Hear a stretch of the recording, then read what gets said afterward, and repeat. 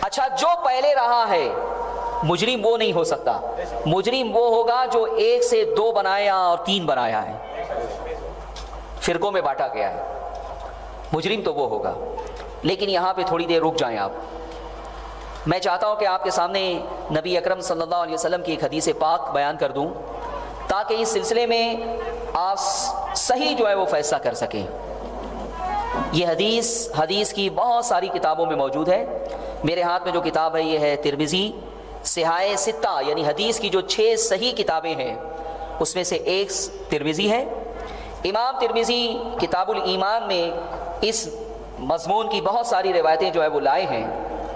کتاب الایمان حدیث نمبر 2650 فرماتے ہیں آقا علیہ الصلوۃ والسلام، ان بنی اسرائیل تفرقت علی 72 ملہ، فرمایا کہ بنی اسرائیل 72 فرقوں میں بٹ گئے۔ کتنے فرقوں میں؟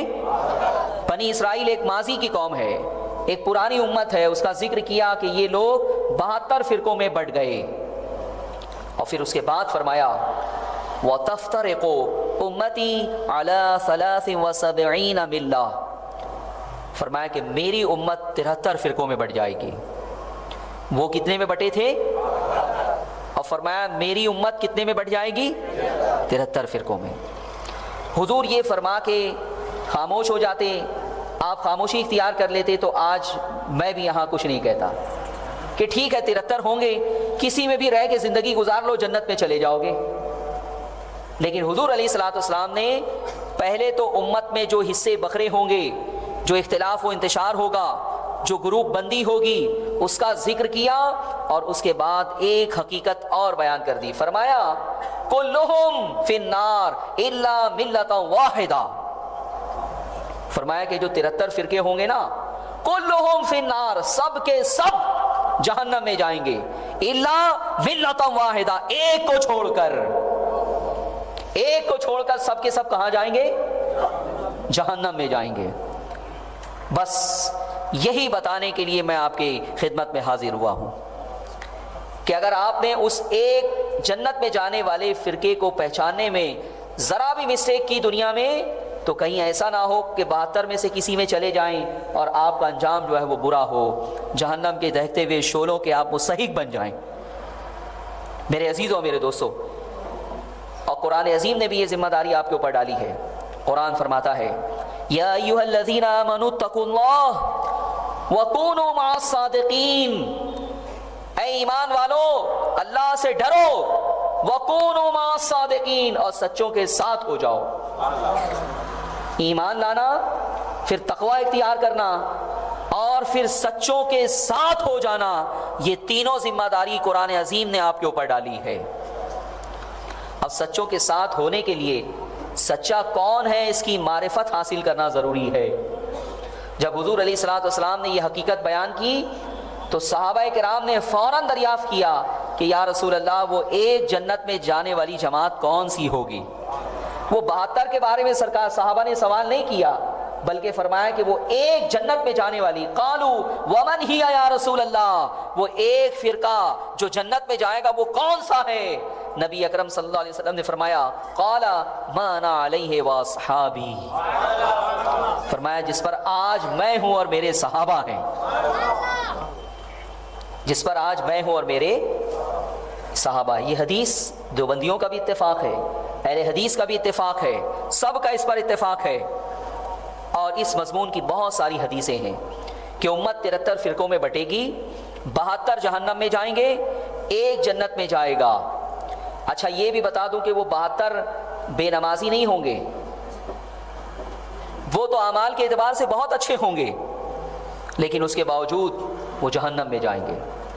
بخاری کی وہ حدیث آپ نے سنی ہے نا کہ ذوالخویسرہ نامی ایک شخص حضور کی بارگاہ میں اس وقت آیا جب آپ مال غنیمت تقسیم کر رہے تھے۔ بخاری میں ہے یہ حدیث، مسلم میں ہے یہ حدیث، حدیث کی بے شمار کتابوں میں یہ حدیث موجود ہے کہ حضور مال غنیمت تقسیم کر رہے تھے کہ ذوالخویسرہ آیا اور اس نے کہا اعدل یا محمد، اے محمد عدل سے کام لو۔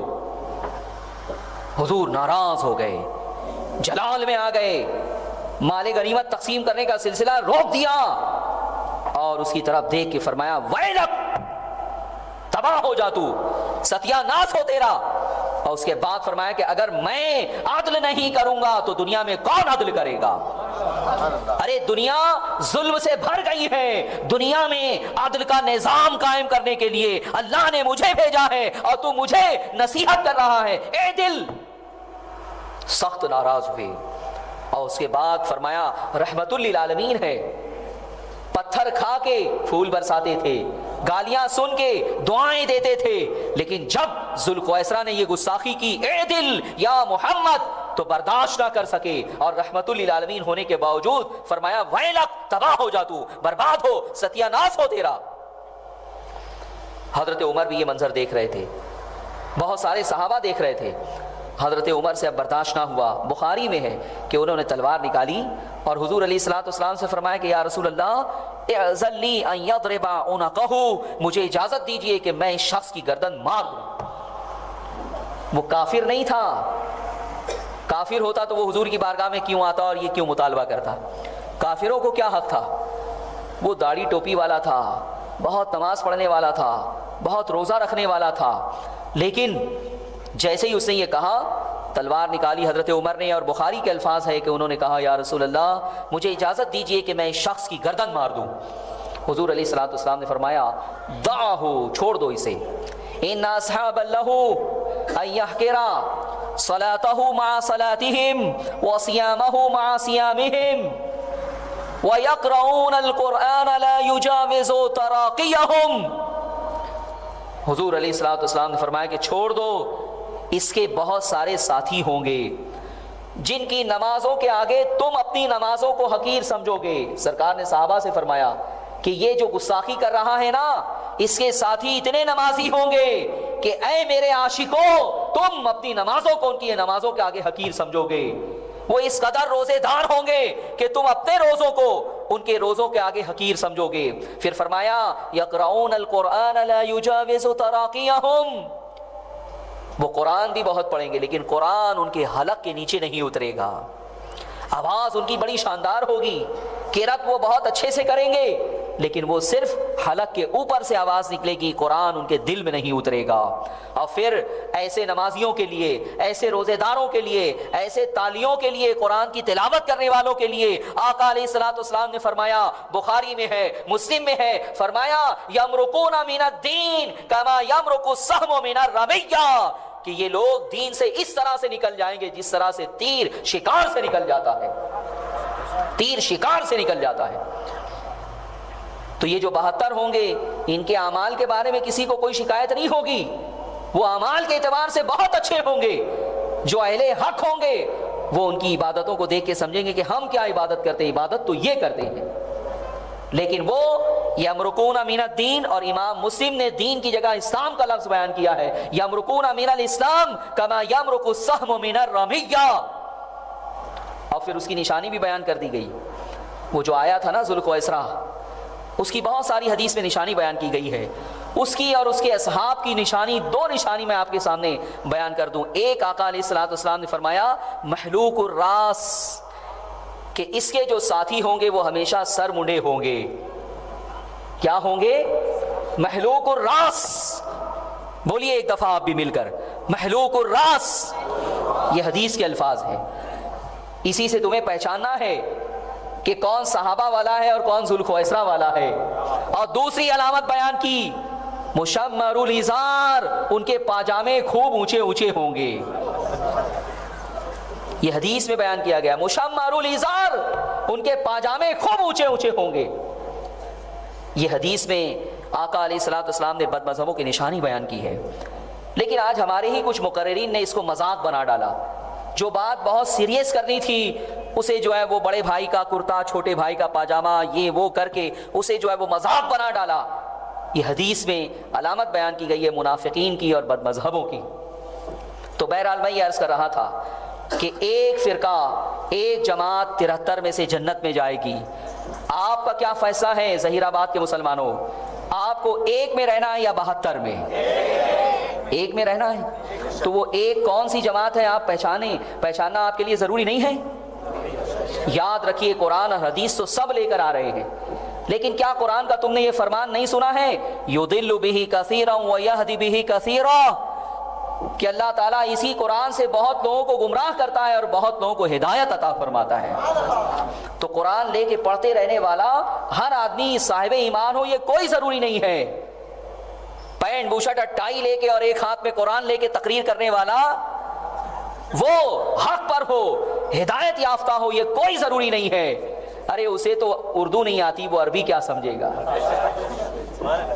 صرف طوطے کی طرح چیپٹر نمبر اور یہ رٹ لینے سے کوئی عالم نہیں ہو جاتا ہے۔ عالم وہ ہے جو قرآن اور حدیث کو براہ راست سمجھنے کی صلاحیت رکھتا ہو، قرآن کی زبان جانتا ہو، حدیث کی زبان جانتا ہو، عربی زبان اسے آتی ہو۔ اور میرے عزیزوں، میرے دوستوں، تو قرآن اور حدیث تو سب لے کر آ رہے ہیں۔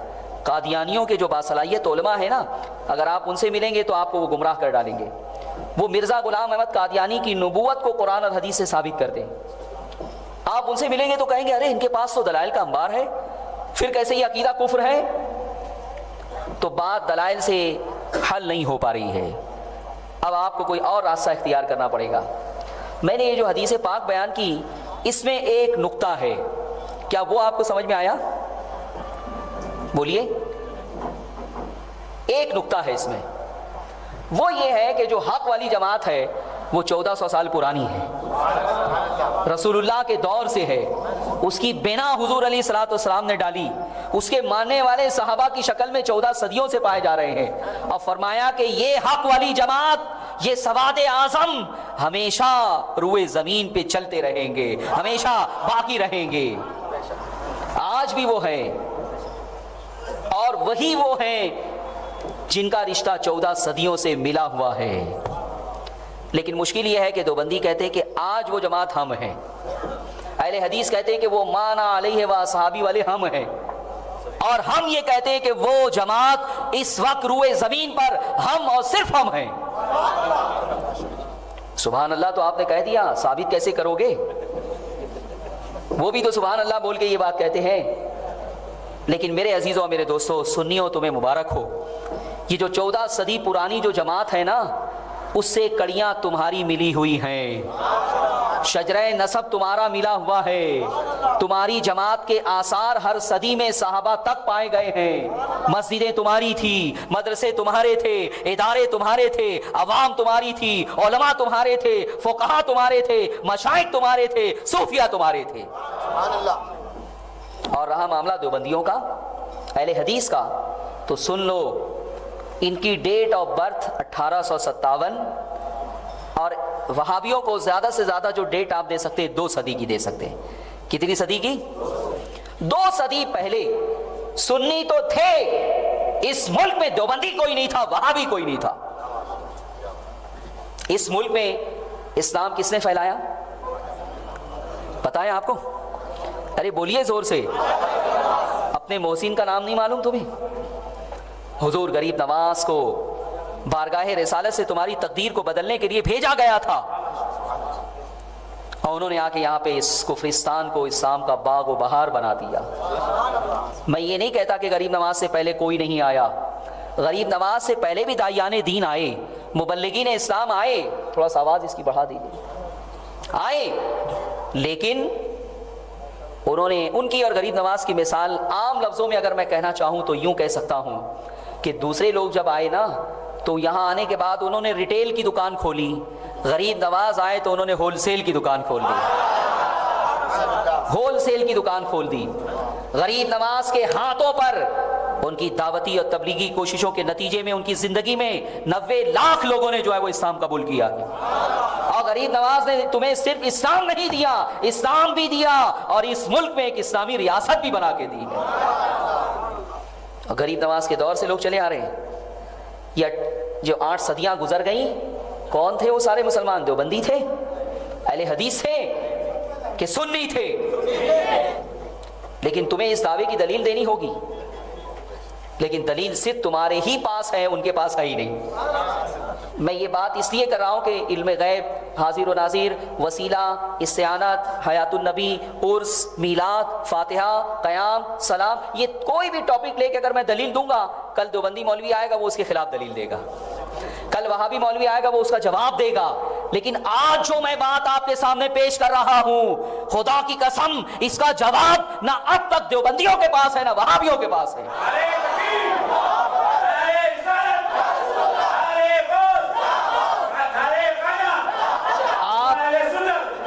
آپ چاہے کیسی ہی تقریر کروا لیجئے، ان کا پول ان کی کتاب سے کھول کے دکھوا دیجئے، پروجیکٹر لگا کے ان کی فلم دکھا دیجئے، وہ بھی اسٹیج لگائیں گے اور آپ کی فلم دکھانا شروع کریں گے، وہ بھی آپ کی کتاب لے کے بیٹھ جائیں گے کہ دیکھو اعلیٰ حضرت نے بھی گستاخی کی ہے۔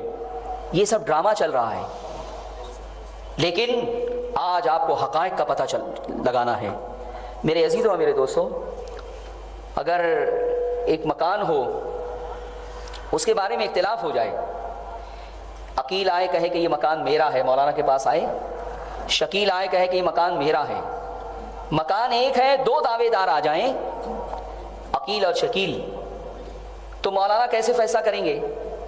مولانا تو یہ کہیں گے کہ عقیل تمہارا ہے، ڈاکومنٹس لاؤ، شکیل تمہارا ہے، ڈاکومنٹس لاؤ، کاغذات لاؤ، رجسٹری کے پیپر لاؤ۔ مولانا یہ سمجھ کے بیٹھے ہیں کہ دونوں میں سے کسی ایک کے پاس ڈاکومنٹس ہوں گے، دوسرے کے پاس نہیں ہوگا، تو مولانا یہ سمجھ کے بیٹھے کہ جو لا کے دے گا رجسٹری کا پیپر دیکھوں گا اور فیصلہ کروں گا کہ مکان تیرا ہی ہے۔ لیکن فرض کیجئے کہ عقیل اور شکیل دونوں رجسٹری کا پیپر لا کے رکھتے ہیں، یہ لیجئے۔ اب مولانا حیران کہ مکان ایک ہے، عقیل کے نام پہ بھی ہے، شکیل کے نام پہ بھی ہے، دونوں کے نام پر ہے۔